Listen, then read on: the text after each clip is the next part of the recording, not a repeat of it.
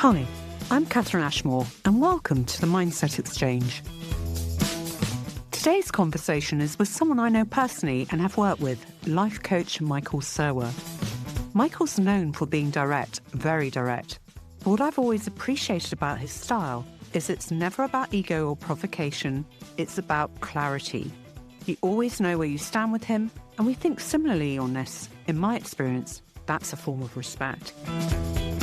In this episode, we talk about what directness really means when you're working with high performers, why self-doubt doesn't disappear just because someone looks successful, and the difference between amateurs and pros when things don't feel easy. We also explore where AI fits and where it doesn't, and when it comes to real personal growth, why challenge, judgment, and human connection still matter more than ever.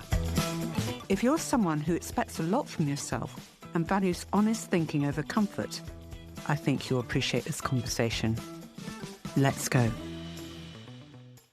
Hi, Michael. Welcome. Thank you for joining me today. I have to say, I've been looking forward to this conversation as I've worked with you. So I know firsthand what it's like to sit opposite you, to see your warmth, to be challenged, and occasionally pushed in ways that definitely made me raise an eyebrow, in the best possible way, of course. But the audience hasn't had that experience. So today I'd love to talk not only about mindset, but also to offer a bit of a glimpse of some of the sides of you that they may not know. So to get started, can you share a quick snapshot of your coaching career, how long you've been doing this, and who you tend to coach? Sure. First of all, thank you for having me. It's great to be here with you on this beautiful, what day is today? Tuesday morning. I've been coaching for 14 years now. I started very small at 20 pounds per session back in 2011. Prior to that, I was in fashion retail for 6 years. It's something completely unrelated to coaching, except that looking back, I can see clearly how I've been coaching people for 10 years, or around 10 years, before becoming a coach and coaching people in a more of a formal setting. So given that I started coaching at 28 and I've been doing it for 10 years, I started at 18, 19. When I say coaching, people would come to me for advice. And I would always be that old soul, mature for my age type person. And sure enough, it was always very easy for me to tell people what to do, right? So basically what I did, to give people advice, tell them what to do, share my opinions. So basically what I did in 2011, I turned my natural skill set into a profession. And sure enough, I've been into personal development as a field from the age of 23. So for 5 years before becoming a coach, I was very much deeply immersed in personal development. So when you combine the two, my natural interest in helping people, in advising people, and my passion for personal development, that made understandably quite a good cocktail for starting my coaching practice. And sure enough, it's been 14 years now, like I said, and I've never looked back. Yeah. And I just want to touch a bit on your reputation and what you're known for. People know you for your intensity and, as you put it, your no BS approach. But what's one thing about you that might genuinely surprise people? There is nothing about me that would surprise anyone who knows me, including yourself. So it's not like knows me as in like the way my mother knows me or like the closest people in my life know me. I'm very much an open book type person. I don't think there's anything I could share with anyone that I know, even at the level I know you, like we've known each other for a few years, but it's not like we spent hundreds of hours together, right? I don't think there's anything I could share with you that would surprise you, that would make you think, I did not see that coming. Really, Michael, you? Because I am who I am. I say what I think, and I am acutely aware that all I gotta do sometimes is to say what I think. For some people to find it controversial or provocative. I'm not trying to be provocative or controversial. I just say what I think, and some people find it controversial. It's like, okay, but that's on you. It's certainly never my goal to try to offend anyone, but sure enough, by just speaking my truth, I occasionally offend people. They choose to get offended by something that I say. But coming back to your general question, the people who don't know me, or they just saw glimpses of me here and there, and I know that for a fact because sometimes people would come for initial consultation, which is how the coaching relationship with my clients always starts. There's always this a few hour long initial consultation for both parties to suss each other out, to see if this is the right fit. And sometimes people would say that, particularly female prospective clients, they would say something at the very end. They would say something like, "You're actually much nicer than I thought you're gonna be," and I was just like, "Who told you that I'm not nice?" Right? But I obviously understand how easily one can mistake one's directness, especially, as you know, I swear a fair bit, how relatively easy it might be to mistake that for someone just being an asshole, right? And as one of my former clients, Ange, said, she said, I quote, she said, "Michael is the nicest asshole you will ever meet." Right? So I think it's a good way of identifying that, how to put it, and not contrast, what's the word, like Juxtaposition. yeah, exactly, right. Like, I know who I am, you know who I am, and the people who know me know who I am. And as for everybody else, I genuinely don't give a fuck, right? If somebody wants to think I'm an asshole, just think I'm an asshole. Like, I'm not gonna be having sleepless nights because of that. I don't fucking know you, right? Like I don't Yeah. care. I don't care about you. I wish you well, but like, I don't care about you any more than just the way I care about anybody else that I don't know. So I know who I am, and I certainly don't go out of my way to try to prove to anyone that I might be nicer of a human being than they think I am, or Yeah. something like that. Yeah, and thanks for showing that, because that leads me into something I was thinking about as well. And it's interesting that you brought up your female client and what she thought, because when we had our first chat to check the fit, I remember Yeah. thinking, right, this is someone who's obviously charming, but absolutely won't let anything slip or slide. And I like that directness, where you stand with someone like that. And it's similar to how I think. Now, you've mentioned a bit that you are direct. Have you always been that direct, or has that been shaped, would you say, by your own journey as a coach? Definitely always on the direct side. The best way I can explain it would be how, because my father is very much like that as well. So not only I have, obviously, half of my genes are his, I also was brought up in a household where he's still very much in charge of, right? So I suppose this is 50% nature and 50% nurture. Just growing up and watching my father dealing with people the way he's not a rude person. He's a pain in the ass. Like, he has a difficult personality, right? We all love him, right? Like my mother and my sister, we all love him, but we don't particularly like him. Right? Because he's a difficult character, right? That charming bit that you used to describe me, which I had been accused of before, full disclosure. Uh, my father doesn't have too much of it. He has that bluntness. But my mother, you see, is extremely charming and kind.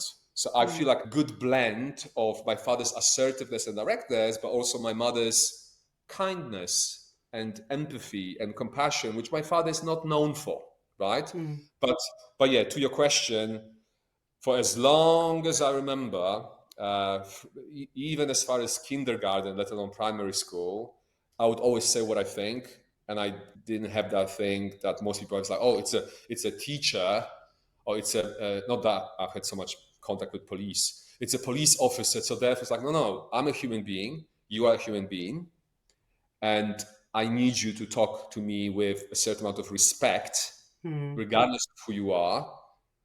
And if you don't, I will let you know that I have a problem with that. Right? And you can be anyone. This is particularly useful in my line of work, given the caliber of people I often work with. Because when you think about it, those really successful people are not used to having people around them who don't give too much of a fuck about the status. And it's not that They don't mind me being the way I am with them. They like it. They appreciate it. They find it Yeah. refreshing, right? They crave is a strong word, but they lack people like me in the life who'd be willing to say, hey, listen, let's call him John. Listen, John, you full of shit. Like, or you lying to yourself. Like nobody talks to them like that, right? And I'm not saying that every day I talk to my clients like that, but sometimes I do. But even when I don't, they know that if they give me reason, I will. And them knowing that is enough, more often than not to say anything or do anything that would make me say it, right? So they know Yeah. that fear. They don't fear me. It's just respect, right? Yeah. And I often say how in life I'm going on a tangent here a little bit. How in life we only ever get as much respect as we command. It's not like, oh, I'm a nice person and therefore I expect people to respect because I'm a nice human being. I don't wish anyone any harm and I don't understand why people don't respect me or walk over me sometimes or treat me in a certain way that I don't appreciate. Well, yes, because you fucking because they think they can, right? So toughen up, right? It's not a zero sum game where we have to choose between being nice and compassionate and pathetic like my mother and being a fucking Mr. Assertive like my father. One can be both or try to be both at the same time, right? And I Yeah. recognize that there is time for me to be nice and compassionate and empathetic and forgiving. And there is time for me to be hard on people, right? And it's about knowing, and this is easier said than done. It's about knowing how to be and when and with who. And obviously, this is it's a very uh, complex field of what I refer to as social dynamics. And I'm far from being a master at it. I will never be a master at it. I can only ever strive to become a master at it, and it's a lifelong journey. But I definitely feel like um, every year that passes, I get better and better at knowing how to communicate with people effectively in a way that um, I am still being seen as someone who gives a shit, who cares. Yeah. At the same time, I'm certainly not being seen, because I'm very certain of that. I'm certainly not being seen as someone who can be walked over. Yeah, I think it's a fine balance, especially with the type of people that we coach, where they can be surrounded by yes people. And it's that fine balance of directness where it can either build trust or it can break rapport. And I think all of us as coaches are constantly learning how to get that balance right. I know, unless I'm completely delusional, I know that I can be very harsh. And by harsh, just to be clear to anybody listening, by harsh, I mean, first of all, I never shout at anyone, not just client. I never shout. I never raise my voice.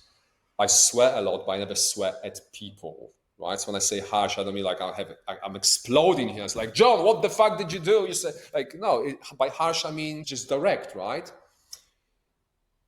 I believe that I can quote unquote get away with it at all times because I believe that every single one of my clients knows that fundamentally I have the best interest in mind, and I'm not doing it when I'm being hard on them. I'm Mm, not doing it because I get some pleasure from it. I don't. It's not a power trip. It's not an ego trip. I have a massive ego, but my ego expresses itself in different ways. So I don't need that to express it. It's just because I care. It's easier to say nothing than to say to someone, sorry, Katherine, you have lettuce in between your teeth. It's easier not to say anything, right? It's easier to pretend that, not pretend, it's easier to, because like, oh, it's a bit awkward, shall I say it? It's just easier to say nothing. But I choose, and it's not always easy for me to, believe it or not, to say to people, to quote unquote, take the fucking lunch from between the teeth, right? But I've made that commitment to myself that if I think something, I will say it, right? And yeah, sure enough, I'm surrounded by people who not only can take it, but they appreciate it. Not just take yeah. it, they also appreciate it. I'll take it further. They expect it from me. They want it from me. They come to me often precisely because they believe that I will tell them when they have the fucking letters between the teeth, so to speak. Yeah, and they need that. I mean, we all need that. And when you're coaching at an elite level, what are you paying attention to, would you say, that most people might miss? For example, what separates good coaching from exceptional coaching? So there's this saying like how we can't teach the experience. So when I look back to 2011, 2012, 2013, when I was a quote unquote baby coach, my passion was there. From day one, my complete dedication to success of my clients was there from day one. But I didn't have that many hours of coaching under my belt yet. So to your question, the experience, the wealth of experience, it's a massive factor here. And not just experience of working with people, but in my case, working predominantly with high achievers, right? Which are still people. I don't think that people like you and I, all of my clients, are better than anybody else just because we're fucking high achievers, right? Like on a human level, I generally don't think ever that I'm better than anyone, right? But yes, we are built differently. And I recognize that the people who come to me, because they are high achievers themselves. So when I first started, I was charging £20 per session, £50 per session, 75, £100 per session. With those kind of fees, pretty much anyone could afford to work with, right? So the first few years, I would work with a fair share of high achievers, as well as some more quote unquote normal people, if you will. Whereas the last few years in particular, I've been exclusively working with high achievers. And there's absolutely no way, the way I see it, that high achiever would choose to work with a coach unless they saw that coach as a high achiever as well. Because it's about that whole thing, how this person, how this coach will be able to relate to me if they have no ambition themselves. If they're lazy, if they don't take pride in their appearance, if they just just trying to survive and they don't even think about thriving. How am I supposed to relate to this person, or how is this person supposed to relate to me if I'm a high achiever with big goals, right? So there is definitely a set of not massive differences, but a set of small to medium-sized differences between coaching that quote unquote average person versus coaching a high achiever. And it starts from understanding the difference between the mindset of the average person versus the mindset of the high achiever, which, as you know, the mind of a high achiever, it never fucking stops. Right? It's like, what else can I do? Okay. How can I make something that's already very good even better? Sometimes I wish I could switch that fucking thing off, right? Because it's 24/7. From the moment I wake up to the moment I go to sleep, 24/7, 365 is this relentless internal pursuit of trying to be better coach, better man, better human being. How can I make my flat look better? How can I make my hair look better, which is always a losing battle, this one. How can I make my fucking perfect website to look even more perfect? And it's a constant, never ending, but full disclosure, I'm not complaining because I certainly don't mind it. And in a way, I enjoy it. But yeah, like I said, sometimes I wish to just, switch that off and at least for one day or one holiday to just do nothing and be okay, be content at doing nothing. And I really struggle with that, right? And I see that to be one of the common characteristics between me and most of my clients, if not all of my clients. This difficulty in doing absolutely fucking nothing and enjoying themselves while they're doing nothing, right? For more than I can do it, but for few hours. And then after that, it's like, oh, let me just look at my LinkedIn profile. Just the about me section. Just like, oh, okay, I can come back. I can go back to watching Netflix now. And then 2 hours later, let me just have a look at my website, which I've looked at 2,000 times, this year. It's what else can I like? Oh, how is my? Oh, let me open my wardrobe and see how the things are configured on the shelves that I have. If there is a more it's I wouldn't say that the last thing that I said is to do it being a high achiever. It's more to do with being fucking OCD, which I am as well, right? But interesting enough, sidetracking slightly, we say in personal development that we attract what we are. And sure enough, me being OCD, me being a minimalist, me being a perfectionist, sure enough, I attract a lot of fellow, OCD/perfectionists as coaching clients, right? And I think think one way to explain is like how people go through different websites of different coaches, and they come across my website and they see what they see, which is basically the most fucking minimalistic coaching website on the planet. And their OCD appreciates it, right? They're like, oh my God, this is so different, right? Like, oh, I like it. Yeah. Yeah, completely. And as you mentioned, we do work with people who are driven, successful in their own right, and working with the elite, people who appear extraordinarily successful on the outside. What would you say the most common area, and I know this can be a bit like how long is a piece of string, but Yeah. what would you say is the most common area that they seek coaching from you for?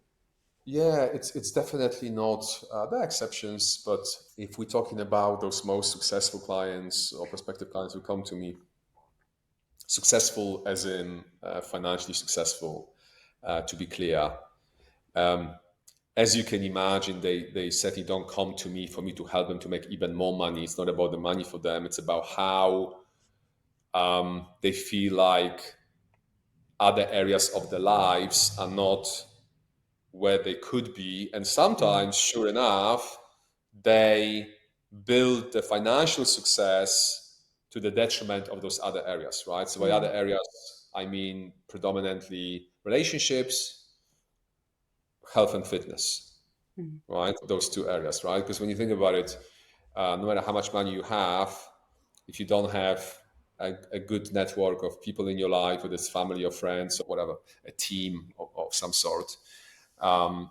and or good health and fitness, then yes, you have millions in the bank, but you're not happy, right? So I would rather be making 30K or 35K per year, which is what I used to make in retail, and be happy than make millions per year and be unhappy. Because is that really success? If you are wealthy, financially speaking, but you are unhappy, are you successful?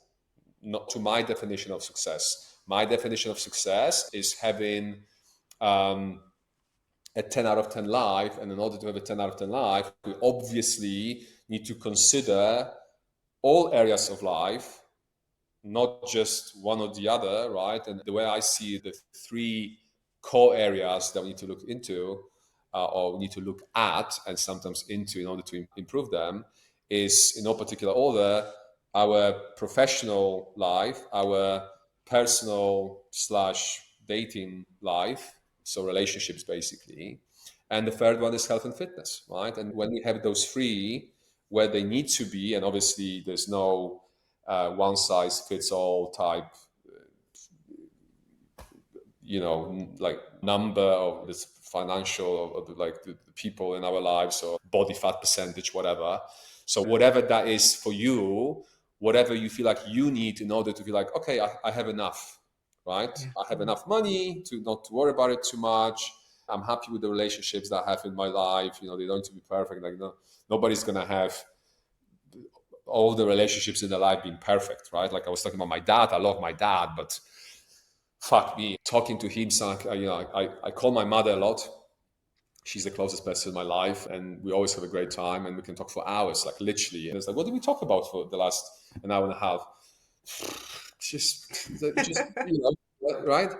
Whereas with my father, 5 minutes can feel on the phone can feel like 20 minutes sometimes, right? But we don't choose our family members, right? There's this quote, how I'm not religious, but the quote is, our friends are God's way to apologize for the family members.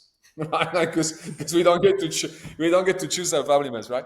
And then health and fitness, again, it's not about having fucking six packs. I don't have a six pack. I couldn't care less about having a six pack. Who cares about a six pack over the age of 17 or 18? It's like, come on, like if you're a man listening to this, and especially if you're single and you think getting a six pack is gonna get you like some action or fucking get a job, right? Like your six pack is gonna pay for a nice holiday, right? So like get your fucking priorities right as a man, right? But for me, and it's something that I always do during those initial consultations that I have, is this assessment where I ask people to score themselves out of 10 on 25 different areas. And sure enough, the 25th area, the one at the bottom, is almost always is the exact average. What people say on the general happiness is almost always the exact mathematical average of how they scored the 24 areas on top. Yeah. And those 24 areas on top would be anything you can think of, things like love life, career, finance, health, fitness, work-life balance, Mm. confidence, self-love, etc., motivation, etc. Right? So that's as far as the answer to the question, what the secret to happiness goes. There's no secret. And that's great news. You fucking work on those 24 areas, you get them to a reasonably high level, you're going to be happy at the end of the day, guaranteed. I don't see exceptions. I don't recall ever seeing an exception where someone would score high on those 24 areas on top. So let's say, 6, 8, 7, 5, 9, 8, Mm. 8, 8, 7, 6, and then they would end up with 3 on a general happiness. Yeah. It doesn't work like that, right? So Yeah. I see that as a great news, because if we are in control, if we have the power to influence our happiness level, then that's wonderful, right? If Yeah. someone thinks, oh, happiness is something some people are born with and some people are born without, which is absolutely not true, then that's problematic, because then if they believe that someone who was born unhappy and they're genetically hardwired to be unhappy, then they're going to have obviously a very hard time doing something Yeah. about it, because then they see that reason as being external to themselves, and therefore they can't help themselves, right? But I know for a fact, after doing it for 14 years, that we are 100% able to turn our life around, to make ourselves happier. And coming back to your original question, which I haven't forgotten,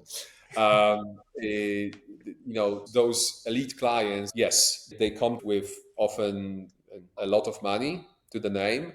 People who come to me, they're not unhappy per se, right? And this is like subjective, like what's happy, what's unhappy. Like, how would you need to score this from 0 to 10 for this? So where I'm going with this, most of the people come to me, and when we do this assessment, they score themselves anywhere between 4 and 6 on that happiness level, right? So they're not unhappy, because for me, unhappy would be maybe 0, 1, or 2, right? That's like really unhappy, probably the shrink, not a life coach, because there's some dysfunction in your life, and we're not here to help you with that. We're just not equipped, qualified to help you with that.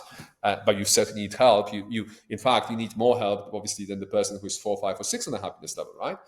So then they would come to me, and then we would look at the areas. It's not finances, typically, right? We look at the areas, and it's very easy to see those areas, because this assessment tells us, okay, what are the things in your life, which areas are currently dragging your general happiness score down?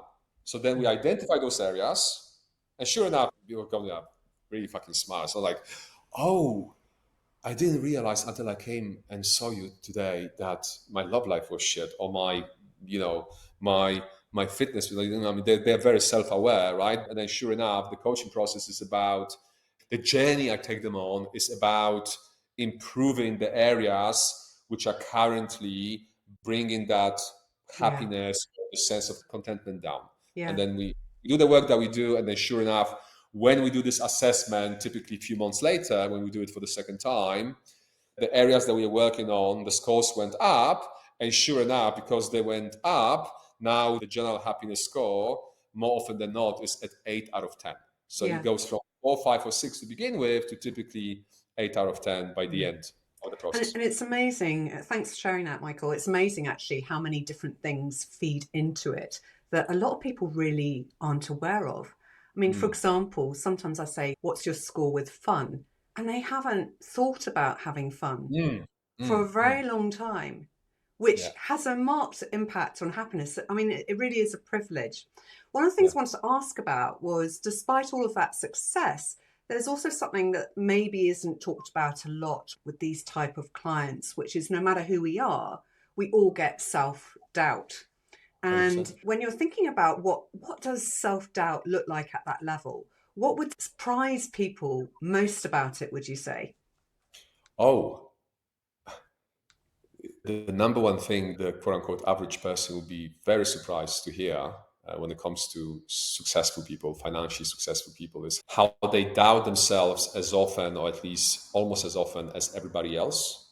They just do that thing that they set up to do, regardless of how they feel. So I often talk about how the key difference between amateurs and pros whether that's in sports or in life, any game that we play, right? I happen to be playing a game called coaching. Some of my clients play the money game. They want to make more money. They like money a lot.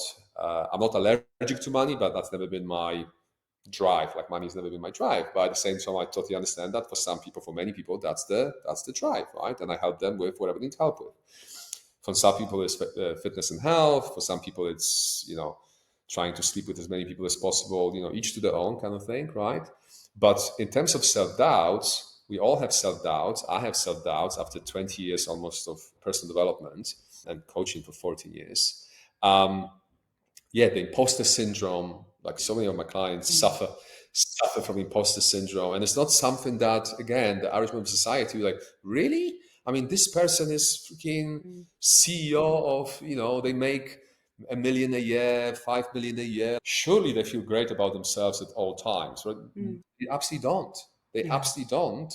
And the trouble is for those guys, for those people, is that when you are broke, when you are fat, when you are whatever, like, you can complain about life, and then you will get so much sympathy. It's like, oh, yeah, yes, I hear what you're saying. But when you are successful in the eyes of the society, it's very hard to complain. There's very few people you can talk to who wouldn't look at you like, what the fuck are you talking about?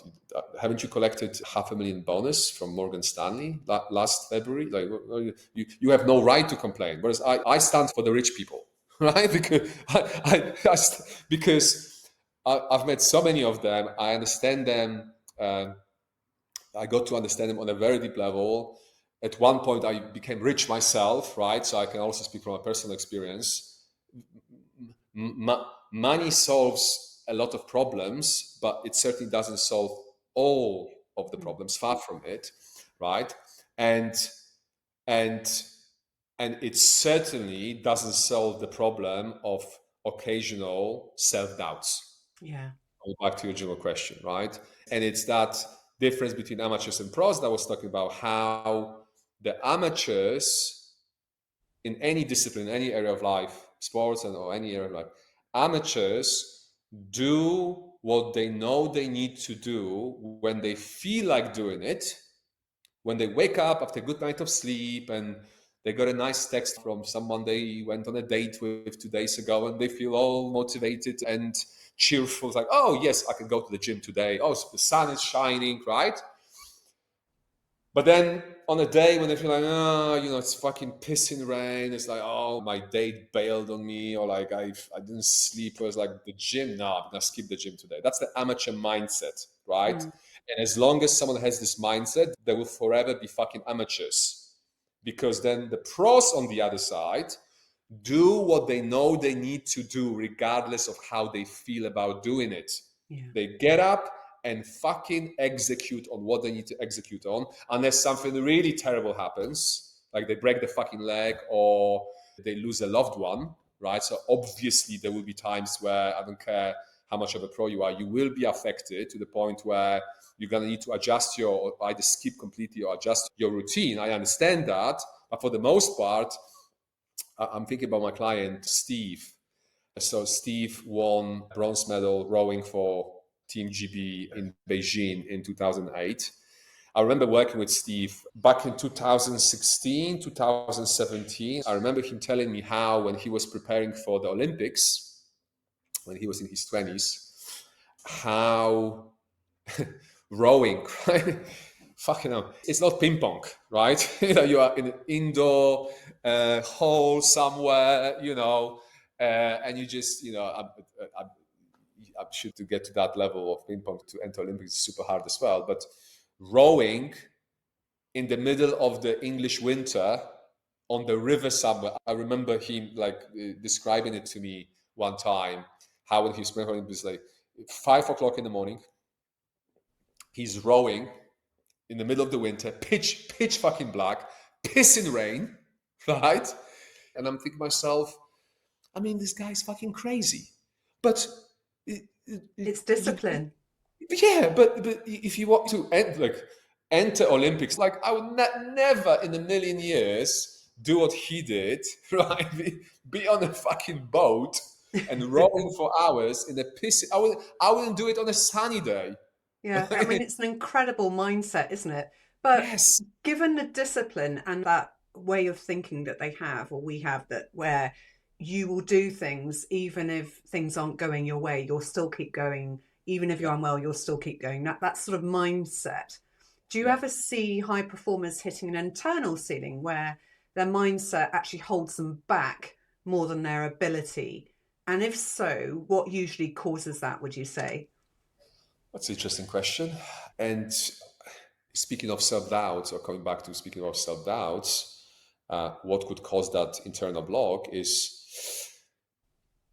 do I really believe that I can get that thing that Mm, I want to get? So I know what I need to do externally, let's say yeah. train for a ultra marathon of some sort, of ultra run. I have actually a client right now called Martin, who's a pro ultra runner.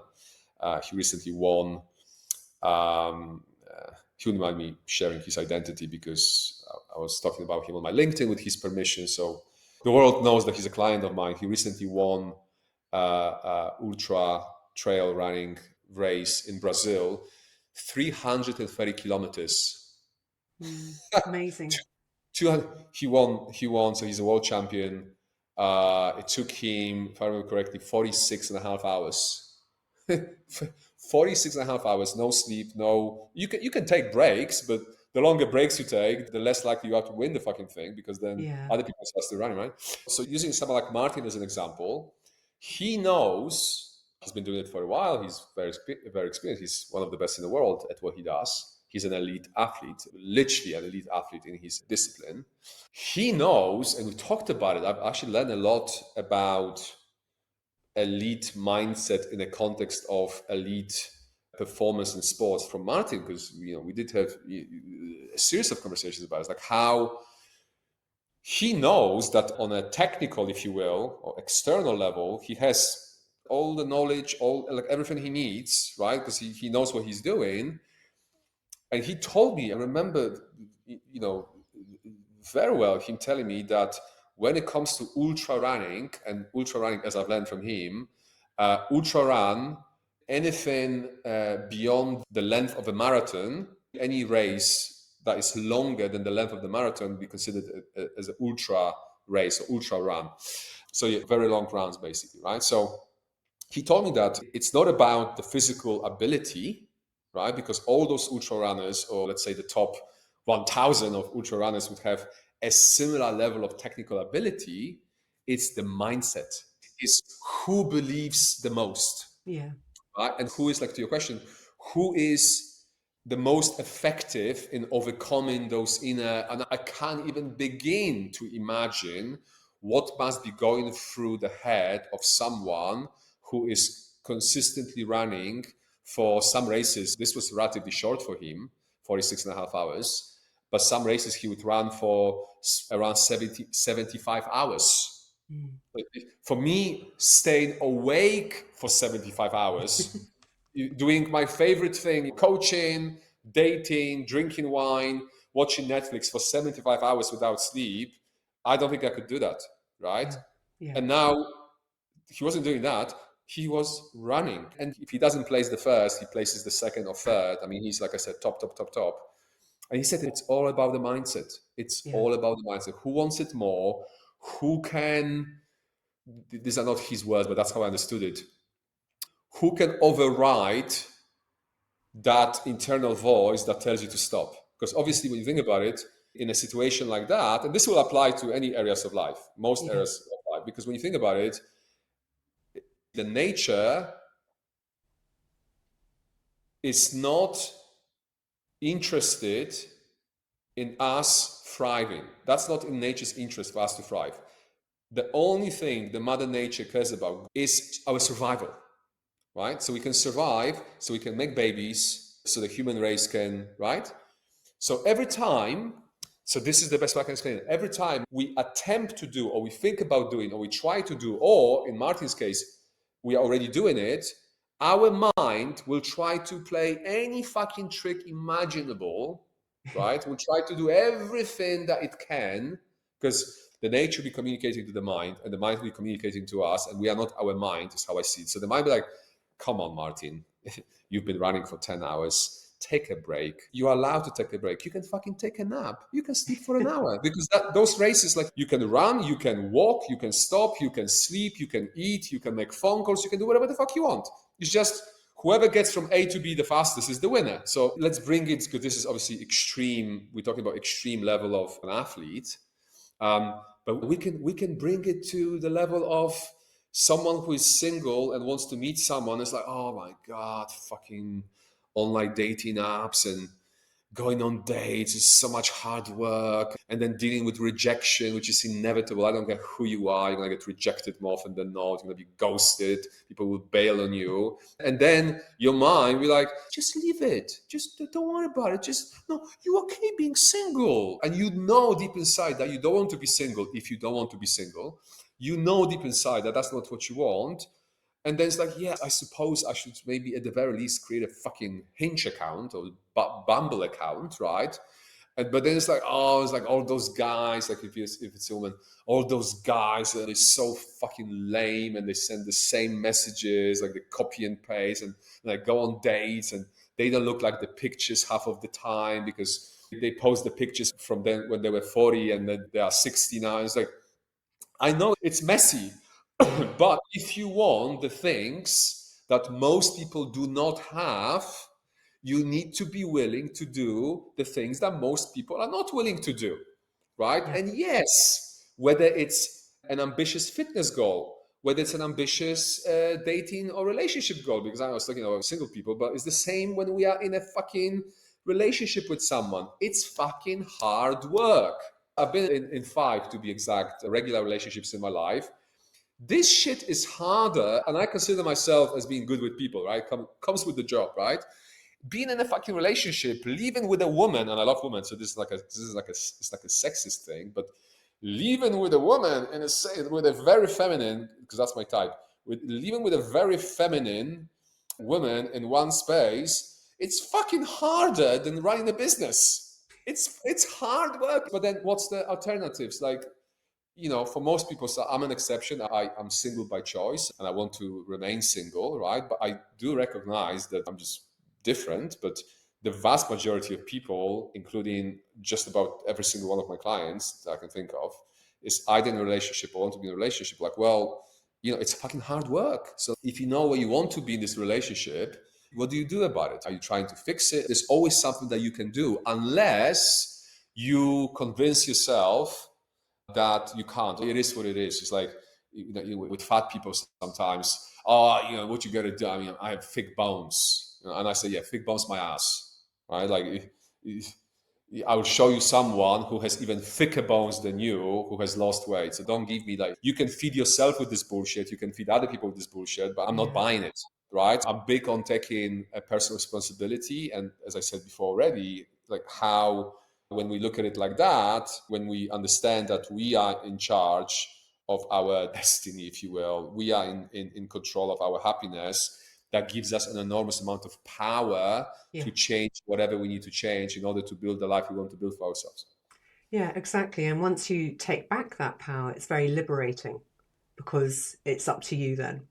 And we both talk about transformation a lot. In your experience, outside that taking back your power aspect we just touched on, what's the smallest internal change or shift that tends to create the biggest external impact, would you say? The first thing that came to my mind was something very simple, is to believe. Mm, To believe that you can, is to believe that you are yeah, enough, is to yeah. believe that you can have that thing that you want. Mm, Because when you think about it, if you don't have that belief, like, again, coming back to this dating analogy, imagine going on all of those dates with this belief that it's not going to work anyway. You might as well mhm, not go on those dates, because you just manifest that yeah, outcome, right? So it starts with the belief. I definitely recommend for people not to get to the point of delusion. Like, oh, I believe, it's like me. If I was to say, I believe I can play in Manchester City, my favorite team, last time I played football was in primary school. I wasn't that good at it. I was average at best. I'm 42. I couldn't run 100 meters before I get a fucking risk of run into a risk of heart attack. No matter how much I would want to play for a Premier League football club, it's just not going to happen, right? So do believe, but be realistic. The same way I could use another analogy, like, oh, I would love to work for NASA. I don't, thank God, because I would never get the job there. I would love to work for NASA. Michael, you're not smart enough. No, I'm very smart, but not in the right way smart. But a smart ass, right? You have a high level of so-called social intelligence, EQ, and your IQ is okay, but nowhere near high enough to get a job at NASA, right? So what we wouldn't want is to spend our life, too much of our life, especially if it's a month or two, that's fine, 6 months, trying to achieve something that we just not built to achieve, right? So it's like I talk about how you can have anything you want, but when I say things like that, I mean it. But what I mean by that is you can have anything you want as long as it's within the realm of possibility of what's possible for you. Yeah. Right. So if you are fucking paralyzed from the waist down and you want to take part in like regular Olympics, it's just not gonna happen. You just fucking accept it. Don't fucking like it's certain things that are just not possible for all of us, right? And there won't be a single person on the planet, not a single person on the planet. I don't care how rich and beautiful and privileged and well educated, that could be good at everything, right? Like there's the saying, I heard someone saying, like, how you wouldn't want to have Einstein in your basketball team. That's not a guy you want in your fucking basketball team, right? And equally, if there was a risk of us being hit by some fucking asteroid of some sort, and they were assembling a team of the smartest people on the planet to try to fucking prevent that from happening, I wouldn't be calling Michael Jordan to join that team, as much as I respect the guy, right? Because we all have different fucking talents. And by all, I mean all. I really believe that every single person on the planet has some talent that is unique to them. Yeah. Now, that's not the same as saying every single person on the planet has a talent and knows that they have that talent. That's a different story, right? But I believe that every single person out there is better at something, at least one thing. Some of us, more than one thing, but at least one thing that this person will be better than most people.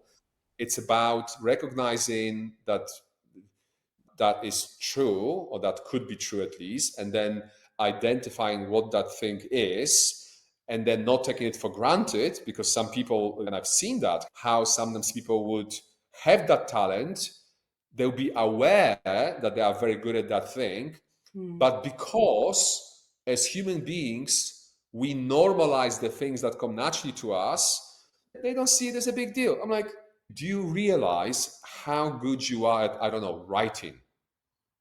Oh, am I? Like, listen, I'm not fucking expert, but I know a thing or two about writing.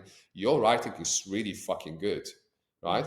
Oh, I never, because like when you think about it, I doubt Adele wakes up in the morning thinking, my voice is so magnificent.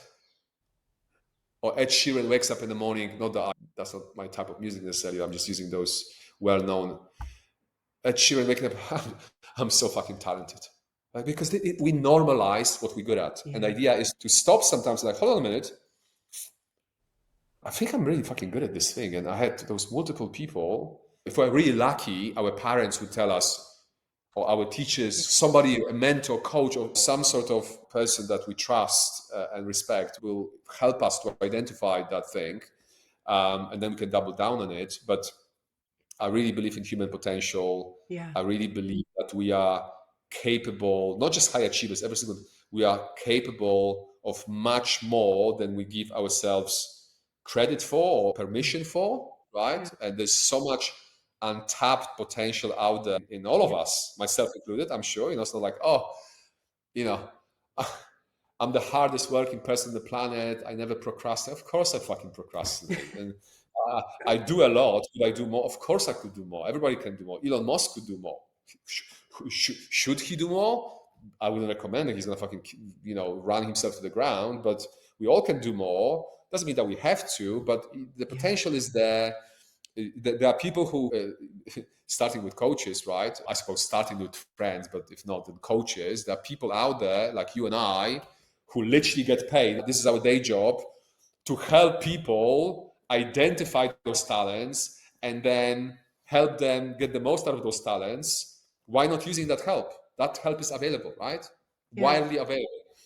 Yeah, and as you say, quite often people don't recognize what's actually creating that blind spot to tap Yeah, into what they're capable yeah, of. And yeah, that's why it's such a, I think it's such a privilege to do what we do. It's really, yeah. like you, I believe absolutely everyone has a gift to share with the world. And it's about untapping that. It's quite exciting. But thinking about that in a different way, is there something in your own mindset or philosophy that you've changed your mind about in the last few years?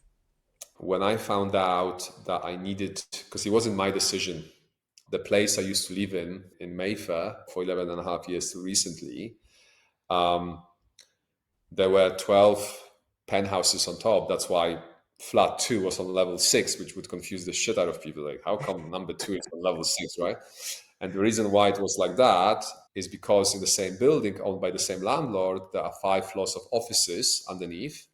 And because, long story short, because the landlord decided to do some very extensive refurbishment works on the 5 floors below, the council wouldn't let them to do that with tenants being on top, right? So on the 11th of July, we all got a letter, me and my 11 neighbors, that whenever our 12 months of expires. So where I'm going with this, for over a decade, my identity as a as a human being, as a man, as a coach, was very much linked to Mayfair. Like I'm a Mm. Mayfair guy. Like everybody knew me as like the Mayfair guy. Like the fucking self-proclaimed sheriff of Mayfair, right? This is my hood. Any problems, you let me know. Nothing bad can happen to anyone in my fucking neighborhood. Which, if I remember correctly, Queen Elizabeth, the late Queen Elizabeth, was born in Mayfair. Churchill used to live there for a while, and then obviously Michael Serwa for 11 and a half years. So quite a good list. And then, sure enough, when I knew I need to find a new place, I didn't even think for a second that the new place would be outside of Mayfair because I'm a Mayfair guy, right? Um, but after more than a few, close to 10, I can't remember exactly, maybe 8, very uninspiring viewings. It was like fucking online dating. Oh, that looks good on the app. you go and view it and you think to yourself, huh? This much for that? I wouldn't want to live here. I didn't say it to the agents, obviously, but I was thinking sometimes, in some cases, I was thinking, I wouldn't want to live here, even if they paid me that money per month, every month to live here, because it was so just bad. And you were obviously just being asked to pay a lot just because of the fucking postcode, whatever. And then how I ended up in South Kensington, where I am now, over the last few months, was by just thinking one day, fucking hell, this search in Mayfair is not going too well. I don't have a limited amount of time. I need to find something very specific, not something that will only be suitable for me, as in something that I will like. It also has to have the right setup for when my clients come in, because 50% of my clients I see in person, and the setup I have in here has to be right for the clients. The communal area has to be right for the clients. The street has to be like the whole fucking everything has to be the right for the clients, Mm. given the particular image I absolutely need to convey, right? Um, I thought, okay, let me just see what's out there. And then I thought, all this time ago in 2013, when I was ready to move from the ghetto in Southeast London, where I used to live previously, in a very modest area of Southeast London, when I was ready to move to Central London, I was debating between Mayfair and South Kensington, because these are my two Mm. favorite areas in London, right? Mm. I thought, I remember it was Saturday, and the day before I had viewed 2 or 3 places in Mayfair, and I was like, fuck, this is not good. It's like, and I loved my previous place, right? Yeah. And I was like, let me just see what's in South Kensington, So, and I'm on the first page of Rightmove, the Hinge or the Bumble of property search, right? And on the first page, I saw the pictures of this place, And I had a similar feeling to the feeling I had, or like similar, almost identical feeling to the feeling I had when I saw the pictures of the previous place all those years ago. I just fucking knew it. I just fucking knew it. I remember thinking, I'm gonna go and view it, even though it's in South Kensington. I'm thinking, but I'm a Mayfair guy, but like this place is so beautiful from the pictures. I need to go and view it, and if it's gonna look even 80% as good as the fucking pictures, it's gonna be a done deal, right? Because I feel it in my body that the pull towards this place, right? And sure enough, I came to view it, and not only it was at least 80% as good, as it was even better in real life. So I went from being the Mayfair guy for all those years with no intention of ever leaving my previous place. Like I was planning to stay there forever because since I don't have plans to start a family, subject to change, my mother's fucking praying for it. Then why would I ever need a bigger place than that previous place that I had, right? One bedroom, right? Like, why would I? You know, one person, right, with fucking 17 items of clothing. I don't need a lot of storage space, etc., right? And then now I'm thinking, I prefer South Kensington over Mayfair. Now, so if you asked me 6 months ago about, like, can you imagine moving from Mayfair? It's an What? Are you? evolution. Yeah, why? Like Mayfair is perfect for me, or so I Yeah. thought. Or Yeah. so I thought, because not only this place is considerably better, you would need to come and see it like for yourself. Not only the place itself is considerably better overall than my previous place, but also like the area. It's not that it's better necessarily, it's comparable, but it's different. It's more suitable for Michael version 2025, almost 2026. I spent my entire 30s in Mayfair, and that was perfect for me in that phase of my life. And this is something that we want to be mindful of in life in general. Just because someone or something was right for us or good for us in a certain period of our life, it doesn't mean that we should stick to that person or that thing for the rest of our life. And sometimes when you are not fucking smart enough, because obviously nobody was stopping me from doing the search before I got that fucking letter on the 11th of July. Nobody was stopping me from seeing what's out there in South Ken, right? I could leave the previous place at any point, and it never crossed my mind, right? And this was one of those moments, and I've had quite a few of those moments in my life. Yeah. It's quite I'm very, interesting, isn't it? How sometimes things are just thrown in one's path. And I was about to actually, say, you yeah, have that, it's not necessarily a sink or swim moment, but you have that moment where it's like that growth mindset where you just got to go for it. yeah, And through that, we grow and one's eyes are open to new experiences and it's enriching in different ways that we don't even know, which yeah, is one of the things we often coach people with, isn't it? yeah. So I'm going to go digress because we're running out of time. Um, Sure. but I'm going to talk about something completely different, which is quite an interesting topic, and maybe there could be a complete podcast episode on this one. But I'd love your take on something very current, which is what's your view on AI coaching? Do you think it's the future of personal growth or just another shiny new toy? Great question. So I remember when I downloaded ChatGPT in, I believe it was May of 2023.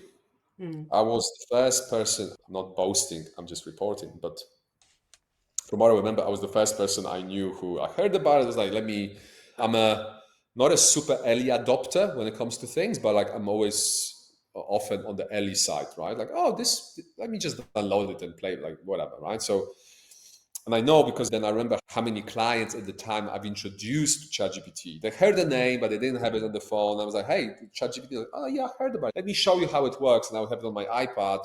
And if it's like face-to-face session, especially, I would just, and people would go, oh, damn, this is pretty fucking smart. Like I told you. Anyway, so to your question, I downloaded it, I played with it, and I remember two things. The first thing was, damn, this thing is good. This thing is fucking smart. I was really impressed. And the second thing was, I asked myself, and I do consider that to be a very important question, and especially the type of question that anyone in the field of copywriting, anyone in the field of screenwriting, solicitors, accountants, most of them as coaches, that's the question they should fucking ask themselves as that thing came out. Because I remember asking myself, could this be a potential threat to my profession, to my bottom line, to my business, to my whatever we call it, right? And I really took my time with this. It wasn't like, yes or no. It was like, I remember I sat there and I really took the fucking time because I was acutely aware that it was important for me to get it right, to not to be like, no, it's gonna be fine, because that's what Blockbuster did, that's what Kodak did, that's what Nokia did, and we know how those fucking stories ended up, right? BlackBerry, like, no, like fucking iPhone, like who wants to like, when was the last time you saw someone using BlackBerry, right? So I took my time. And I'm not talking about, I took 3 hours, but I thought about it, and I concluded that the answer is no. Like, I don't need to worry about this being my competition or this being a competition to us personal coaches. But that's May 2023, right? Now we are in December of 2025. My view is slightly different, not massively different, but slightly different. And the view is that coaches like you and I, coaches who are already established, coaches who are operating at a certain level, working with a certain caliber of people, we still don't need to worry about it, because the people who come to us are people who are already using ChatGPT, and they still come to us, right? Because they recognize that, yeah, ChatGPT is super fucking smart, but especially now you see that people talk about it a lot on LinkedIn. It's like how, and I've noticed I have a very close relationship with ChatGPT. I love ChatGPT. I use it a lot, 10 to 20 times a day, every day. And like I said, I've showed it to countless amounts of people over the last 2.5 years. However, the coaches at the very bottom of the pyramid, the coaches who follow the ICF, and for those of you who don't know, most of you probably, ICF stands for International Coaching Federation. The coaches who follow the ICF rules of just sitting there, because that's how I see, just sitting there creating fucking safe space and asking open-ended questions, and that's it. You will be replaced, not all of you, but many of you will be replaced by the likes of ChatGPT. That's my theory. Obviously, I can't know it for certain, but that will be my prediction. Why? Because the value of a coach like that, of a, let's call it a passive coach, is not that valuable.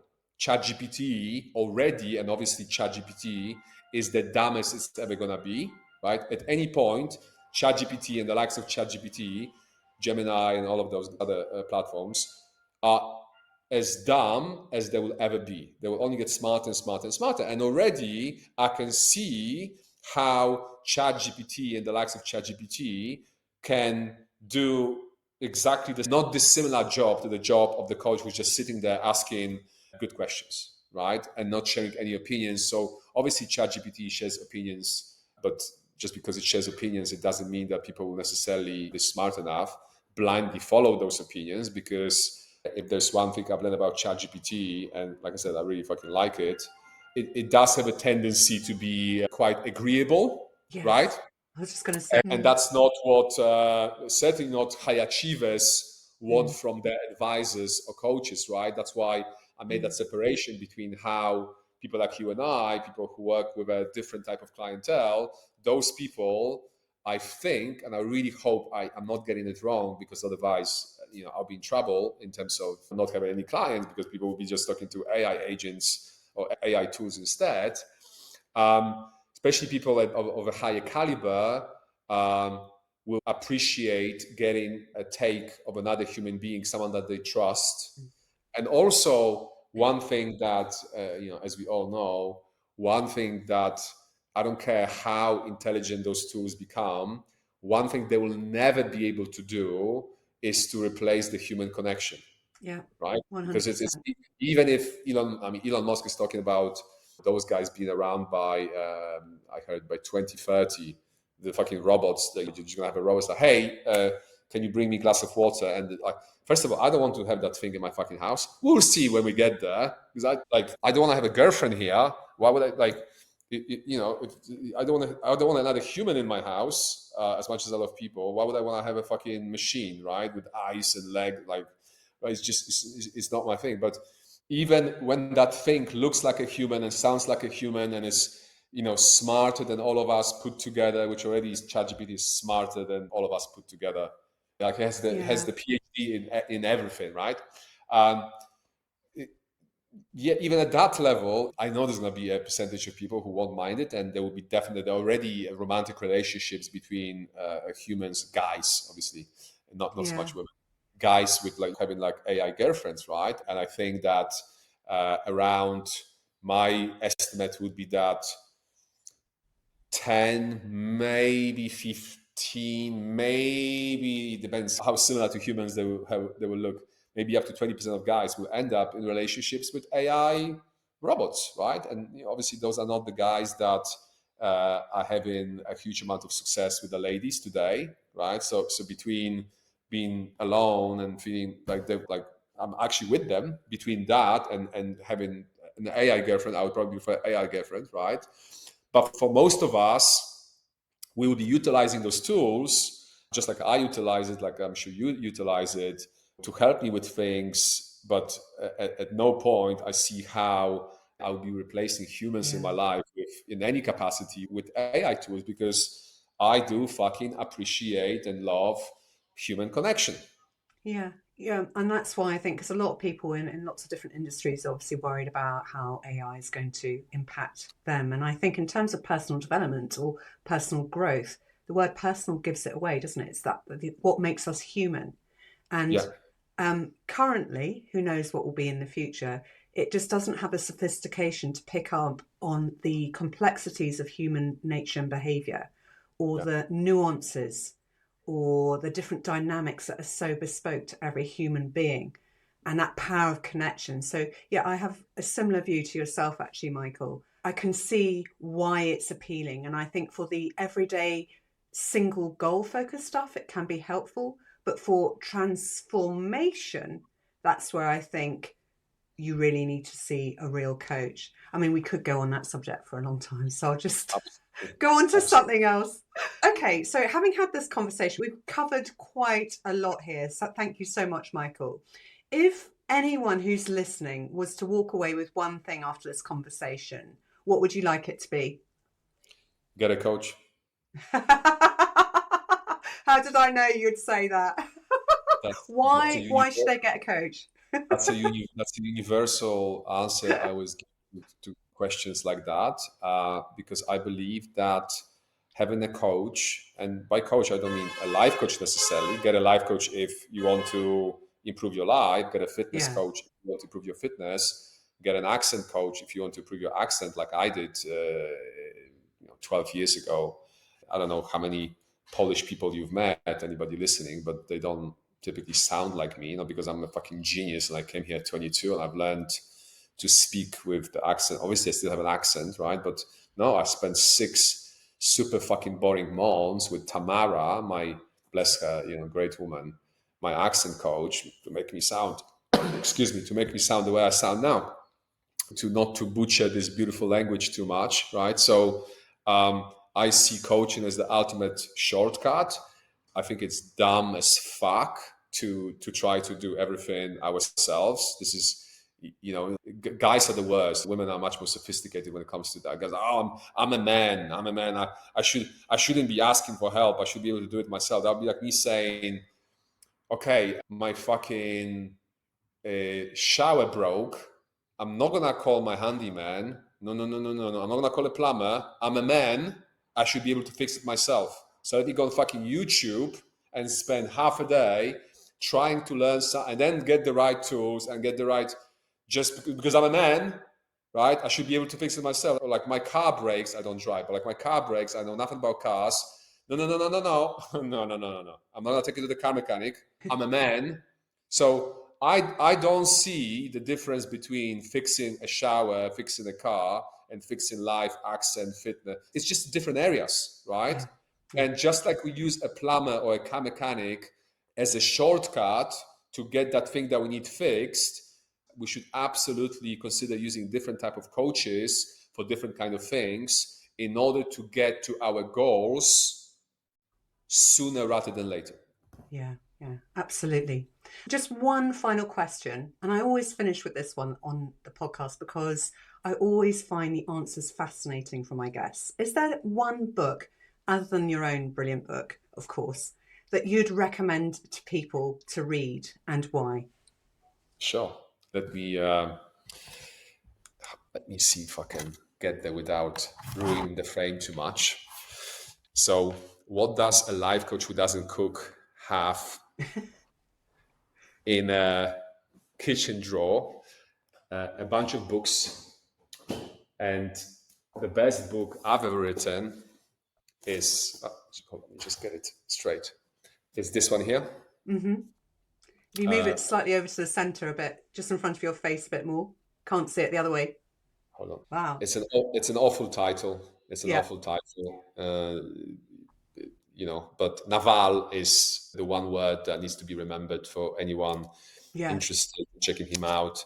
He is someone who turned from being a successful entrepreneur to a thought leader.